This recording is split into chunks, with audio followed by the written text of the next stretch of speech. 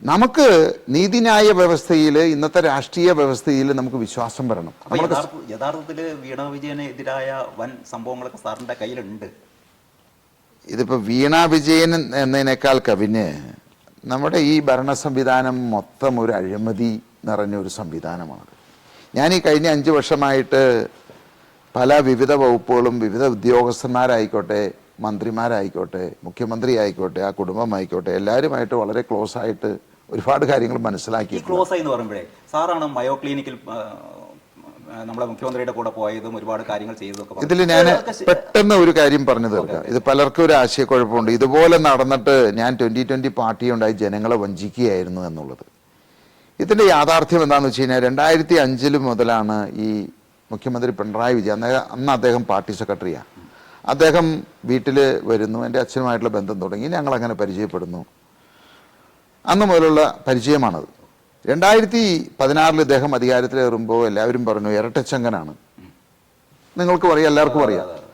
അപ്പോൾ ഞാൻ എൻ്റെ മനസ്സിൽ ഈ നാട് നശിച്ചു പോകുന്ന, കാരണം ഞാൻ 2012 മുതൽ ഈ നാടിനെ സേവിക്കാൻ തുടങ്ങിയതാണ്, പല കാര്യങ്ങൾ നടപ്പിലാക്കുക. അപ്പോൾ ഞാൻ ആദ്യം ചെയ്തത് എന്താണെന്ന് വെച്ച് കഴിഞ്ഞാൽ, ഈ പറയുന്ന കിഴക്കമ്പലത്തെ 8000-ഓളം വീടുകളുണ്ട്. ഓരോ വീടുകളിലും ഞാൻ നേരിട്ട് കയറി ഇറങ്ങി അവരുടെ പ്രശ്നങ്ങൾ മനസ്സിലാക്കി, ചോദിച്ച് മനസ്സിലാക്കിയാണ് ഞാൻ ഇന്നിപ്പോൾ രാഷ്ട്രീയത്തിലേക്ക് ഇറങ്ങിയത്.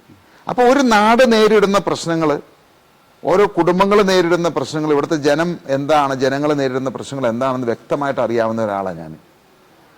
അപ്പോൾ ഞാൻ വിചാരിച്ചു 16 ഇദ്ദേഹം ഇരട്ടച്ചങ്കനായിട്ടുള്ള ഇങ്ങനെ അധികാരത്തിൽ കയറുമ്പോൾ എനിക്ക് എന്തായാലും ഈ നാടിനെ രക്ഷിക്കാനായിട്ട് സാധിക്കില്ല. കാരണം ഞാനൊരു ബിസിനസ്സുകാരനാണ്, എൻ്റെ തൊഴിലുമല്ലാതെ. ഞാനിപ്പോൾ ഒരു കിഴക്കമ്പലം പഞ്ചായത്ത് ഭരിക്കുന്നു, അതുകൊണ്ട് എന്ത് ചെയ്യാൻ സാധിക്കും? അവിടുത്തെ ജനങ്ങളെ നോക്കാൻ സാധിക്കും. പക്ഷേ 3.5 കോടി വരുന്ന ജനങ്ങളെ എന്ത് ചെയ്യാൻ സാധിക്കും?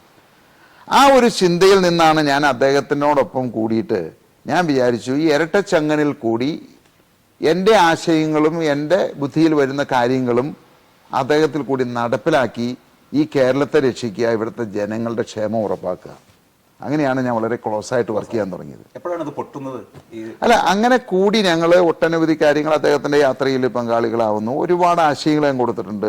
ഒരുപാട് കാര്യങ്ങൾ ഞാൻ പറഞ്ഞതാണ് ഇപ്പോൾ ഈ കഴിഞ്ഞ 5 വർഷത്തിൽ ഭൂരിഭാഗം കാര്യങ്ങളും നടപ്പിലാക്കിയിരിക്കുന്നത്. ഞാൻ എഴുതി കൊടുത്തു. അതൊക്കെ എൻ്റെ പിന്നിൽ, എൻ്റെ ഇതിൽ നിന്ന് ഞാനാണത് ഓർഗനൈസ് ചെയ്തത്. അപ്പോൾ അങ്ങനെ ഒട്ടനവധി കാര്യങ്ങൾ അപ്പോൾ അങ്ങനെ നടത്തി. പക്ഷേ പല കാര്യങ്ങളും, ഈ ഭക്ഷ്യസുരക്ഷ കേരളം ഒട്ടാകെ നടപ്പിലാക്കണമെന്ന് ഞാൻ പറഞ്ഞതാണ്. കാരണം ജനങ്ങളുടെ ഏറ്റവും വലിയൊരു പ്രശ്നം അതാ. അതിനൊന്നും അവർ തയ്യാറല്ല. കാരണം അത് നടപ്പിലാക്കാൻ സാധിക്കില്ല അവർക്ക്. അങ്ങനെ ഞാൻ മനസ്സിലാക്കിയ അവസാനം ഇത് ഈ പറയുന്ന ഇരട്ടച്ചങ്കൻ എന്ന് കാണുന്ന ആള് എന്താണെന്ന് വ്യക്തമായിട്ട് മനസ്സിലായപ്പോഴാണ് ഞാൻ തീരുമാനിച്ചത്, ഇതുകൊണ്ട് ഒരിക്കലും കേരളത്തിന് ഇദ്ദേഹത്തെ കൊണ്ടോ ഈ പാർട്ടിയെ കൊണ്ടോ ഒരിക്കലും ഒരു മാറ്റം വരുത്താൻ സാധിക്കില്ല എന്ന് വന്നപ്പോഴാണ് 2021 നിയമസഭാ തെരഞ്ഞെടുപ്പിൽ മത്സരിക്കാൻ തീരുമാനിച്ചത്. അപ്പോൾ ഞാൻ പയ്യെ അവസാന കാലഘട്ടങ്ങളിൽ ഞാൻ അദ്ദേഹമായിട്ട് അടുപ്പം കുറഞ്ഞു. അങ്ങനെ കുറഞ്ഞ് ഞങ്ങൾ 21 മത്സരിക്കാൻ തുടങ്ങിയപ്പോൾ അതറിഞ്ഞപ്പോൾ മുതൽ അദ്ദേഹത്തിന് അത് ഇഷ്ടക്കുറവായി. അതല്ലാതെ മറ്റു വിയോജിപ്പുകളൊന്നും ഒന്നുമില്ല. അങ്ങനെയാണ് ആ എതിർപ്പ് വന്നത്. അല്ലാതെ ഈ പറഞ്ഞ മാതിരി ആളുകൾ വിചാരിക്കുന്ന മാതിരി വേറെ എന്തോ ഡീലുണ്ട്, അങ്ങനെയാണ് അതൊന്നും അല്ല അതിനകത്ത്.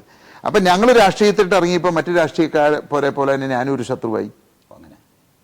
ഞാനും ഞങ്ങൾ മത്സരിക്കാൻ തുടങ്ങിയതിന് ശേഷം ഞങ്ങളുടെ കമ്മ്യൂണിക്കേഷൻ അവിടെ ബ്രേക്കായി. അതിനുശേഷം ഫോണിൽ കൂടിയോ നേരിലോ ഞങ്ങൾ ഒരിക്കലും കണ്ടിട്ടുമില്ല, സംസാരിച്ചിട്ടുമില്ല.